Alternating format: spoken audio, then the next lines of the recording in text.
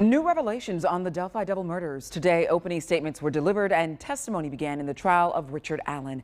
Thanks for joining us. First at 4, I'm Beer Charlotte May. And I'm Chelsea Helms. Nick and Aaliyah are off tonight. Abby Williams and Libby German were found dead in Delphi in 2017. For nearly 8 years, the small town has waited for answers on what happened to them.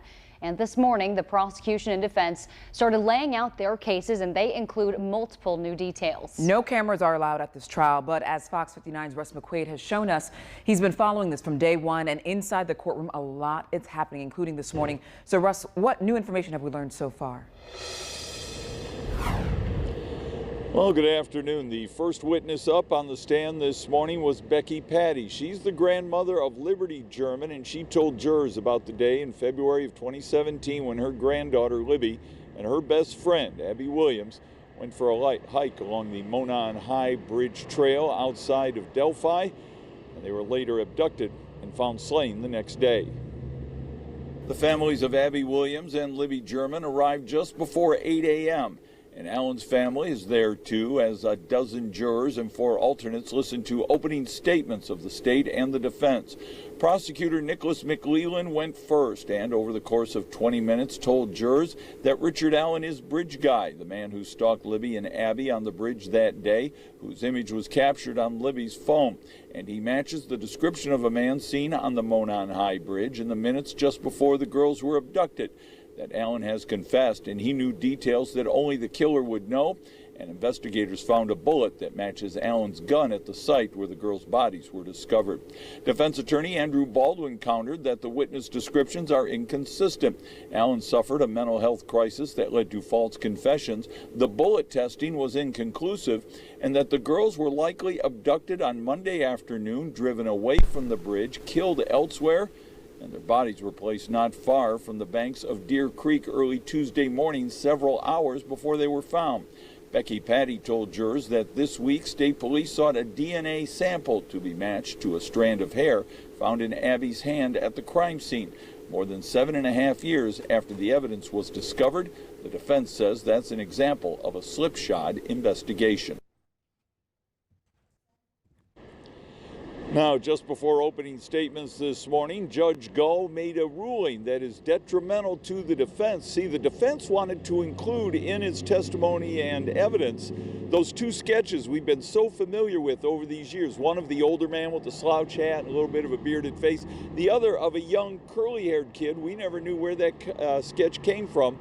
And they said, this doesn't look anything at all like Richard Allen. We want to show that to the jury. Well, the state objected to that for roughly the same reasons. It doesn't look like Richard Allen, but you know what? It was never a suspect sketch.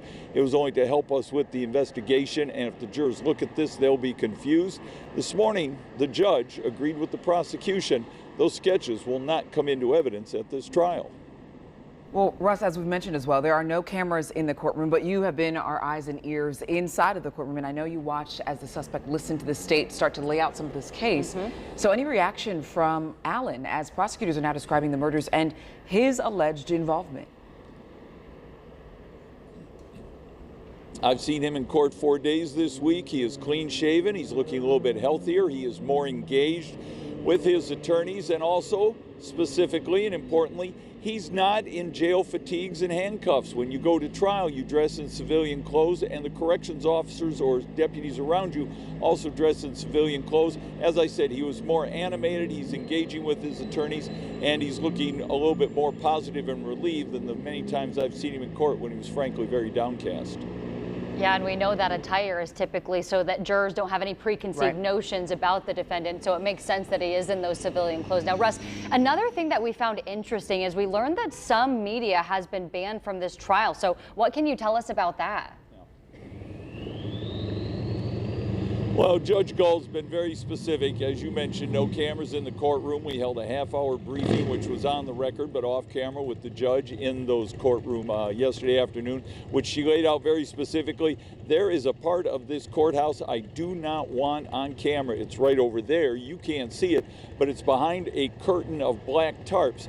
That's where the judge and Richard Allen, and more importantly, the jurors come in every morning. She wants to protect the identity of those jurors who are spending about 4 or 5 weeks in a hotel in Lafayette, 7 days a week away from their family. She is protecting their identities.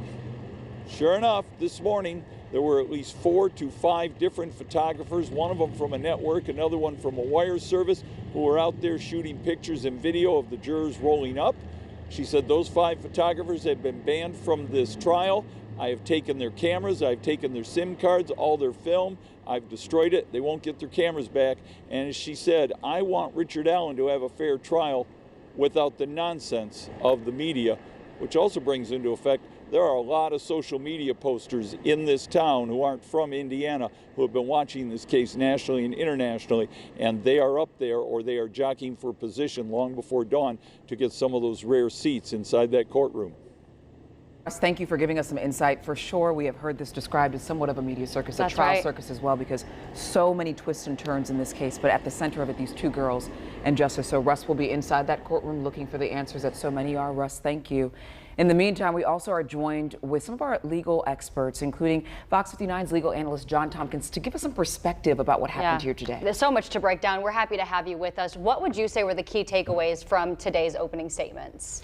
Well, I think the defense revealing that the hair that they had referred to earlier in the week is the hair of a female and might be a relative of one of the victims was important. And I think they also showed that the thrust of the defense looks like it is going to rely heavily on maybe tower data and cell data for locations of their client, Mr. Allen. Well, outside of that, I know that was a key piece that happened earlier this week that everyone was asking questions about. The next really becomes these opening statements because it starts to set the tone for this trial. Right. And I feel like when many of us watch these shows, CSI or et cetera, we're watching that statement, understanding the gravity of it. So how much does what they said today really weigh on the jury and how they make decisions moving forward? Well, hopefully both sides had a plan to direct the jurors to what they want them to listen to the most, when they want the jurors to really tune in because of what each side thinks the most important evidence in a case this long will be. Let's talk strategy now. What strategies might be used to frame or mitigate evidence that seems to be incriminating from the start? Because we know that both prosecutors and defense attorneys are going in here with these full caseloads already laid out. So talk about the strategies at this point. Sure. Well, the state is saying that they have evidence that puts him at the scene and that links some firearms evidence to something they recovered from his house later. The defense is saying we're going to be able to show that although he was there that day, he was gone by the time that these girls disappeared.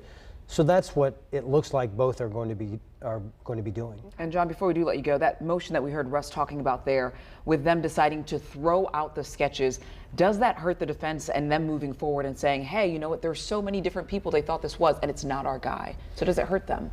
Well, I think they'll still be able to get that message. Of course, the sketches would have added power to the message to show how far off they are.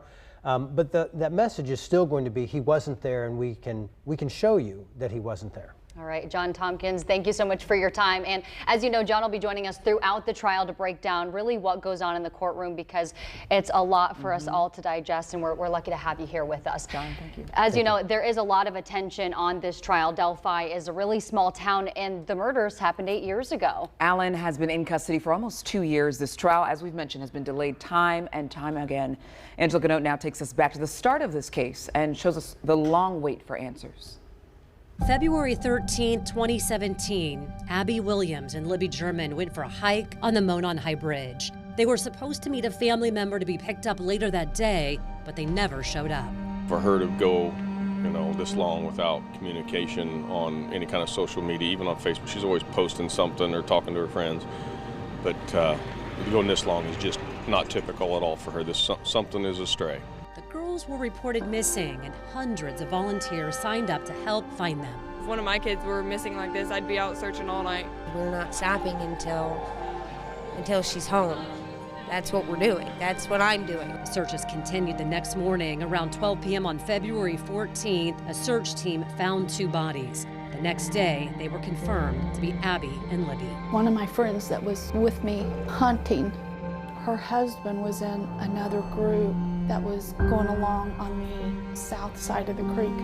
He called his wife, and then she come running out and said, hey, they found him, they found him. I remember looking over saying, are they okay? I hadn't and she wouldn't answer me. State police began investigating this as a double homicide. We have nobody in custody at this time. So as far as I'm concerned, yes, there is somebody out there that did this horrendous crime. They released multiple clues over the years, including a picture, audio, and video from Libby's phone. As investigators searched for answers, the community came together with fundraisers to support Abby and Libby's families. This is the smallest little thing that we can do, so I just hope they catch who did this. There's a lot of broken hearts, and there are a lot of people that want to try to help fix that broken heart by extending a helping hand in some way. Angela Ganote reporting there. As we cover the trial, it is important to not forget who's at the center. Of course, we're talking about Abby and Libby and how they're being remembered. They were the best of friends. They went on a hike together that day in 2017, and they didn't come home. Libby's grandmother, Becky Patty, testified in court today, saying the last thing Libby said to her before leaving that day was, "Grandma, I'll be okay." Well, Abby was 13, Libby 14. They played sports and were in the school band. Abby loved animals and being outdoors. Libby enjoyed making others laugh and going on adventures. In 2021, Abby and Libby Memorial Park was dedicated in Delphi. It's a place for the community to come together and honor their memory. There will always be a place where our girls are remembered, and that's something that legacy is something that we are anxious to complete. But those girls loved each other. They were good friends. Neither one of them left each other's side. Both those girls are heroes in my book.